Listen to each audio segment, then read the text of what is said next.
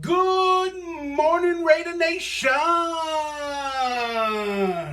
It's your boy Mikey Raider coming to you from my hallway next to my bathroom. Why? Because I just got finished taking a good shit. Why? Because I just got the NFL script. That's right, the NFL RIGG script for this season just came in my front door the other day, and I read it, and guess what? It's a doozy. The Raiders are going to be doing some winning this year. That's right. Why?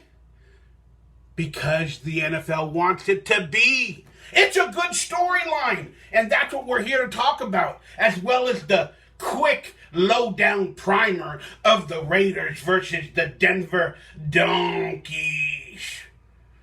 All right. We all know the drama going on in Raider Nation. We don't need to talk about it. I made 3 videos about it. Every week something is happening for our Raiders. And I'm quickly getting tired of it, getting soured of it, and it's not making me happy.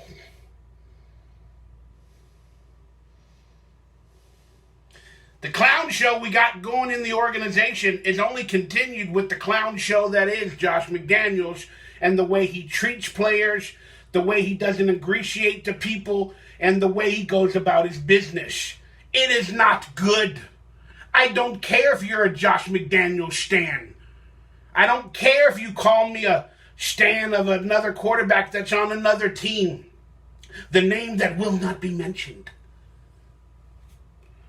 All I know is if you can see it and smell it and it pisses you off and it looks like a turd, it probably is a turd.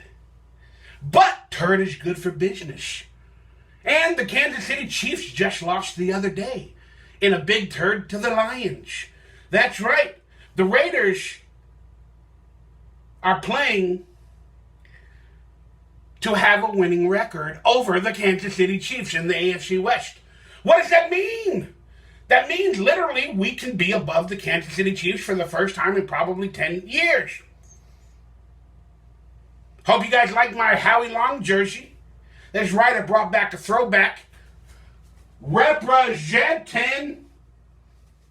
Because our defense this week will eat in Howie Long fashion. Hey, quickly, name the only movie Why am I thinking about Tom Brady? Well, because he's in the NFL script that I just read that we're going to talk about. But name the only movie Howie Long did where he was an action star. And in a chopper. Get down in the chopper. Name that movie in the comments below for a prize next week. Maybe a trading card, a rookie card from the Raiders. I don't know. But name the only movie Howie Long was in an action movie where he's in a chopper in the trailer. And it's about the hills or the land in the forest. Good little trivia question. How you doing, Murph? That's for you. All right, let's get right into it. The script for the NFL has came. And the Raiders are going to be battling for the Chiefs for the AFC Championship. That's right. I saw it in the NFL script, so it must be true.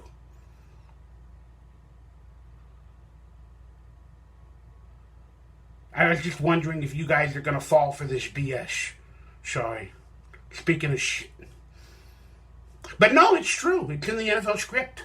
The rigged NFL script. Storylines are good for the NFL. The Chiefs end up losing to the Lions, have wide receiver troubles.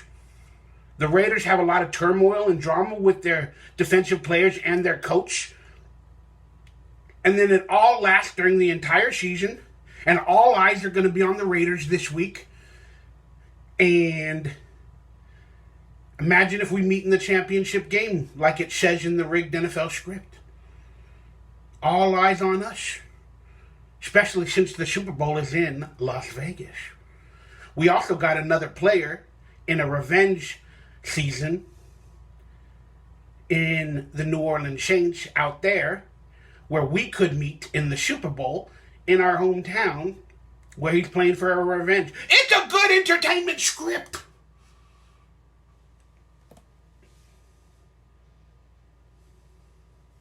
Just saying. Just saying. And it all gets started this week with the Raiders versus the Broncos.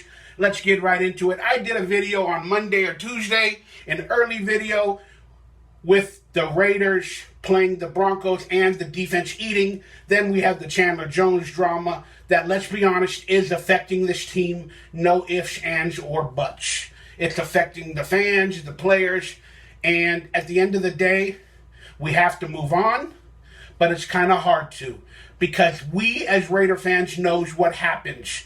These things snowball, and they last throughout the whole season. And that being said, we just started getting rumors about Hunter Renfrow. That's right. The rumors have been all season that he's going to be traded. He doesn't fare well with the Raiders coaching staff and stuff like that. And he will be traded before the start of the season or in the middle of the season. And just the other day, a Raiders beat reporter, I don't know who it was, but did a press conference after practice and asked Hunter Renfrow, in no uncertain terms, is there ever a point where you get tired of fighting City Hall? What does that mean? Well, he's talking about Josh McDaniels and his playbook, how he doesn't ingratiate players, he doesn't make plays for them, he comes in with a system, he doesn't care what you like, what you do, where you want to be placed, or your skill set. He puts you in his system, his guys, and that's it. You have no insight, no nothing into anything. He'll fake it. He'll pretend like you do. I guarantee you he does that with Davante Adams. But players like Hunter, Derek Carr, back in the days, they struggled in his system and to put up with his ability at coaching. And I believe Hunter Renfrow is doing the same. Hunter Renfrow is a prize piece in the NFL, especially right now. And when he was asked, is it like fighting City Hall, they were referring to the coaching staff and their system. And Hunter answered it like a pro. He should have just stayed silent. But they came with the question so uniquely, calling the staff City Hall, that Hunter was like, oh no, you just got to do what they tell you. Play within the system. I'm not speaking verbatim. But, and he's like, it'll come to me. I'll learn it. But he didn't say it happy. He doesn't look as happy. Same thing for Davante Adams this entire offseason. And now, even with the Chandler Jones issues and situations, I guarantee you every player is watching how Josh McDaniels handles all of this, and he's not handling it very well. So, if we start losing, that's not in the NFL script I read, but if we start losing a lot of games, which everybody is predicting we do, it's going to be another horrible, emotional season for us fans. But it's not in the NFL script. Back to the good game. Raiders injury report. Just quickly looked at it. It's not official, but I'm pretty sure it is. Chandler Jones is out for this week's game. Tyree Wilson is going to play. How much will he play? I'm looking forward to seeing the kid, especially against the Broncos. The only other report was Britton Brown, running back, not suiting up. Forgive me, guys. It wasn't that big. Oh, DeAndre Carter, I believe, is out. That kind of sucks. He is a good special teamer. And then for the Broncos that I know of, Jamal Williams, I didn't think was going to play. He is going to play this week, but how much coming off of that injury? Also, Jerry Jeudy, hamstring, is doubtful. I don't expect him to play. But long story short, the Raiders' defense, young and hungry, have a chance to do something, to be above the Chiefs in getting a victory, and to do something this week. And I literally think even with the absence of Chandler Jones. I think the Raider players and all that are going to try to prove something, especially Tyree Wilson alongside Max Crosby. And we all know that Josh McDaniels wants to get a victory to show Chandler Jones, we don't need you, we don't need to put up with your BS, and you're easily replaceable. And I believe they are going to blitz and stunt and do a lot of different things that is going to freak out the Denver Broncos this week.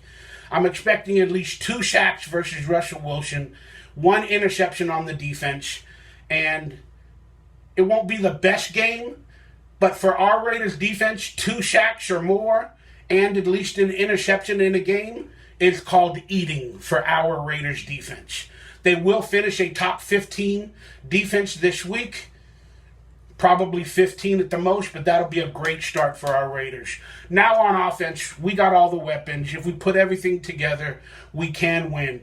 What will we see from Jimmy Garoppolo? We will see stability. We will see